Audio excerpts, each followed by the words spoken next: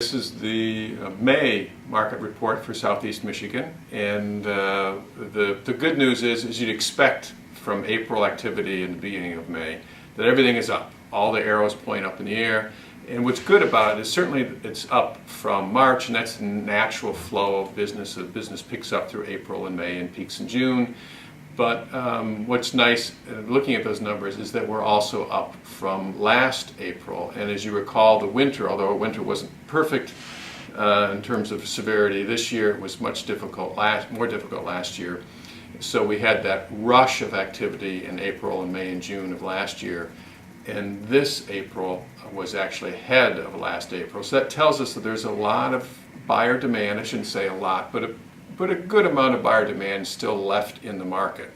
And what's fueling the activity isn't as much buyer demand as squeezing of inventory. Now, inventories are up as well this April compared to last. They've been up really all year so far. So not up a lot, but in 8 to 10%. And in Washtenaw County, for example, actually they were down a little bit. But in general, there are more homes to look at. And I think that's brought some additional buyers out of the woodwork, those that sort of gave up looking for houses last year because it just couldn't find anything, and they're coming out sort of in a spring rush. So we think that provides for an active spring. We had figured that this spring may not be as active as last spring, and that's probably true. It won't be quite as wild, but you can still expect the same general feel for the market. The inventories under 250,000 will be smaller and continue to shrink a little bit. Those over 250,000, over 500,000, continue to grow, so there's more choice in those markets. But across the board, we're still seeing very strong buyer activity, and in general, it's sort of what we expected, a good, solid spring market. Values are up. Price per square foot, which is the best surrogate we use sort of for appreciation, was up 6% in April and up 11%. This is for Southeast Michigan in March. So we're seeing some good numbers there. And in fact, we probably should revise a little bit our expectations of home value appreciation this year. If the activity continues even through summer into the fall, that we think appreciation rates will actually rise faster than we thought. We thought they'd be in the 4 to 6% range, and they might be 6 to 7% this year.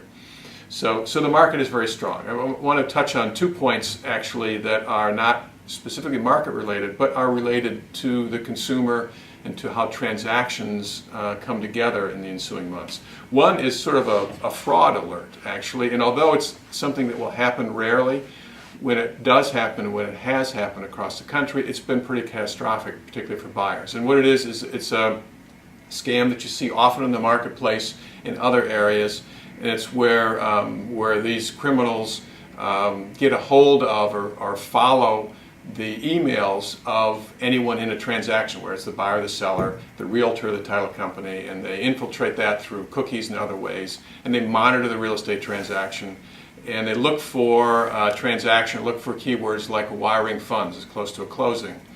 And with that, they will impersonate either the title person or the realtor that you trust in the transaction, impersonate them online, and occasionally even with a phone call, representing the title company and sending false wire instructions to the buyer. If the buyer uses those wire instructions, they will of course be sending their money to the criminal directly as opposed to the seller. The easiest way around that, very simple fix, certainly update your virus software and all those things, but the simple fix is when you and if you receive wire instructions, either on the phone from someone you have not met before, or certainly email, even from someone that you do know, always confirm those wires instructions voice to voice with someone that you know. Typically, it will always, in most cases, it will always be a realtor. Occasionally, if you know the person at the title company you're dealing with, talk to them as well. But always confirm any wire instructions with someone you actually know voice to voice. So that's the first. The second is something that we'll just touch on just for a minute, and we'll touch on in more detail probably in June. In July, but this is a change for I won't get into the details, there's lots of acronyms, but it's basically the finishing of the implementation of the Dodd-Frank law, which came out of the financial crisis, and it basically is regulating how mortgage companies provide disclosures, information to borrowers, and the regulation, the rules in which they have to work with borrowers. And it provides a different closing statement for buyers and sellers that's, quite frankly, easier to understand and follow. So there's a lot of good in the law. But one of the difficult things is the last piece is being officially implemented August 1st. For those of you that are buying and selling a home, anticipate doing that in the last half of the year. You can anticipate that mortgages will take longer, up to 10 to 15 days longer for approval, and that the closing period will be a little looser than it normally would be because of the way that information needs to be disclosed to buyers.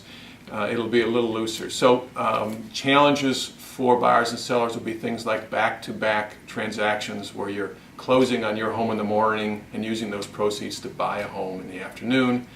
Those will be challenges. Also, if you're planning on moving into your home that day of the closing, those could be challenges as well. So your realtors will work very hard to organize and manage the process of when the closing date is and when the buyers and sellers need to have the closing date, and working backwards with the mortgage company. But the reality is it's going to take longer. And we'll get into more detail, probably more detail than you'd like to know. But it's important for consumers to understand the process, and at least for this year, while everyone gets used to the new regulations, it'll probably take a little longer to do transactions. But outside of those, I hate to end on a negative note for both of those instances, but those are two things coming our way. The positive note as I began the conversation was that the market is strong and doing well. On a positive bragging note for the company, we did over $500 million in sales in the month of April. No real estate company in Michigan has ever come close to that, so it obviously was a record month for us. And congratulations to all of our salespeople. And it was a lot of hard work, but and there'll be some great months coming as well, we anticipate. So thank you.